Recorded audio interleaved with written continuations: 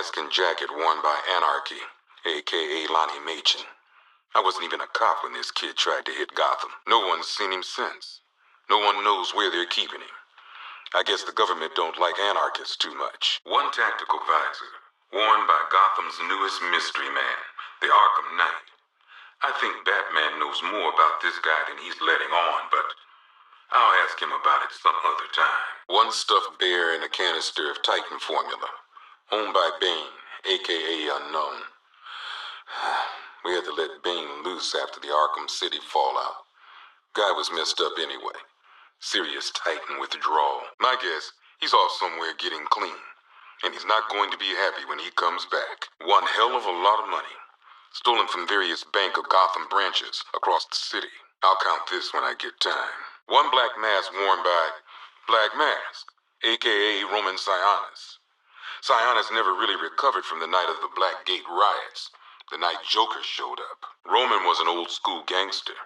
Joker, well, I'm not sure what he was. One sacrificial knife and prayer book, owned by Deacon Blackfire. This high priest of Crazy Town tried to kill reporter Jack Ryder.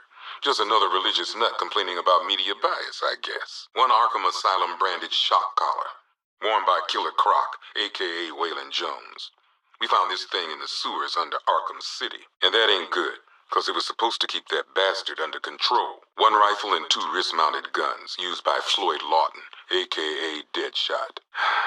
Another guy we had to let go after Arkham City got shut down. Still, that doesn't mean he got his toys back. One samurai sword used by Slade Wilson, a.k.a. Deathstroke. This guy's got connections. Last time the boys here threw him in a cell, some suits got him out within the week. One flamethrower and jetpack, worn by Garfield Lens, a.k.a. Firefly. Why can't Gotham have a normal pyromaniac, you know?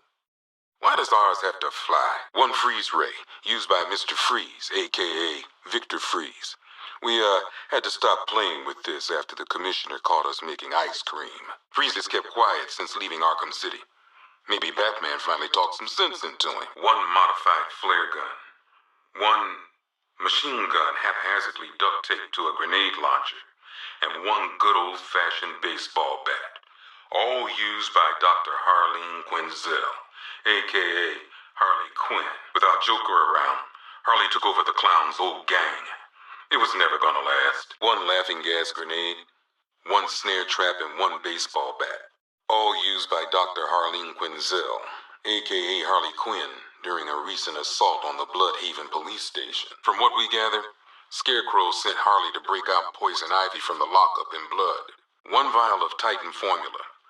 One set of wind-up explosive false teeth. One pair of actual X-ray specs. One toy gun loaded with one toy flag and 5 real bullets. All used by the Joker.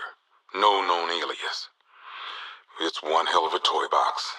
I'm glad no one's gonna play with it again. One custom tailored top hat, worn by Jervis Tetch, a.k.a. the Mad Hatter. The guy's mad, all right. He tried to brainwash Batman in Arkham City. He got the Wonderland kicked out of him instead. I hated letting him go. This guy's too creepy to stay free. One vial of unknown chemical substance and one vampire bat, owned by Kirk Langstrom, a.k.a. What are we gonna call this guy? Batman's already taken. I guess this guy's more of a man-bat anyway. Well, this is some top-of-the-line gear, used by the Arkham Knight's militia. I don't know who's paying for this stuff, but they've got deep pockets. These boys are well equipped. One top hat and umbrella with, yep, a hidden blade inside, owned by Oswald Cobblepot, a.k.a. the Penguin. God bless Penguin. Gotham changes. New freaks come and go. But you can always count on that vicious little cockney to be up to something. One pig mask and butcher's knife, used by Laszlo Valentine, a.k.a. Professor Pig.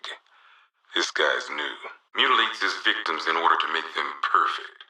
I think I'm pretty enough already, thanks. 2 ceremonial swords, used by Ra's al Ghul. We found these at the bottom of Wonder Tower the night of Protocol 10. They were covered in blood. No body, though. One electric charge gun, used by Batman, a.k.a. We don't like to ask. Batman dropped this here with the rest of the Arkham City evidence. Nice to have some of Batman's gear in the evidence room. I hope he doesn't ask for it back. One giant-ass robot suit thing, built by Edward Nygma, a.k.a. the Riddler. Poor Eddie. He builds a custom-designed Batman killing machine and still gets his ass handed to him. Not sure if that says more about Batman or Eddie. One set of arm-mounted syringes, complete with fear toxin vials and fear toxin canisters, used by Dr. Jonathan Crane, a.k.a. the Scarecrow. Crane nearly turned Gotham City into a toxic wasteland tonight. All just to prove a point. Batman brought him in, like he always does. I just hope it was worth the price. One ventriloquist dummy, a.k.a. Scarface. This ain't the original Scarface. It's a Joker knockoff. Don't ask me why, but the clown took a liking to these creepy things. A selection of body parts belonging to Warren White, a.k.a. the Great White Shark. White got himself sent to Arkham on an insanity plea. He lost a few things other than his mind while there. Made the new look work, though, I gotta say. One pair of shock gloves, worn by the electrocutioner, a.k.a. Lester Buczynski. Joker hired this guy on the night of the Blackgate riots.